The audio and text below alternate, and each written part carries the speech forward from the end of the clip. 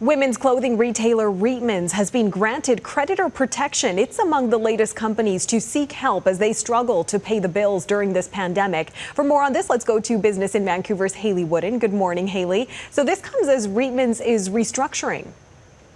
That's right. This creditor protection provides the company some relief and some time to restructure. At this point in time, the fate of its 576 stores certainly uncertain. When it comes to the stores affected, it's not just those under the Reitmans brand, but also those under RW & Co., Additionelle, Time Maternity, and Pennington's. We'll see what comes of this process. Of course, the company was struggling prior to the pandemic, but COVID-19 certainly exacerbated the challenges it was facing. Sometimes out of this creditor protection and restructuring process, there's a positive result. Sometimes there isn't. This week, we also learned that Pier 1 Imports, after weeks and months of trying to restructure, is permanently closing its 540 locations in the U.S. and Canada. That company filed for bankruptcy protection in the States in February and unfortunately was unable to find a buyer. We'll see if Reitmans maybe has a little bit more luck in this process. Yeah, it's an industry in crisis. Let's hope for the best for them. Let's shift gears now to Facebook, which has been ordered to pay a $9 million fine, and this is all about privacy concerns?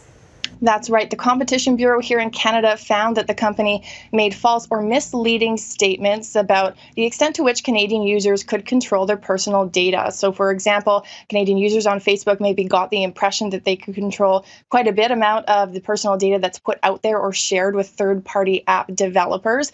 But the Bureau investigation found that actually some personal information was made available to third-party developers, despite what Canadian users may have believed, and certainly against Facebook's stated policies. So in addition to that $9 million fine, the Competition Bureau also requiring Facebook to cover the costs of its investigation at about $500,000 certainly indicates the seriousness with which the Bureau is taking issues around personal data protection and privacy, but a fairly small fine or penalty by Facebook standards. Previously, the company had a $5 billion fine imposed against it by regulators in the States. Wow, not even a drop in the pond compared to that one. All right, Business in Vancouver's Haley Wooden, thanks for that.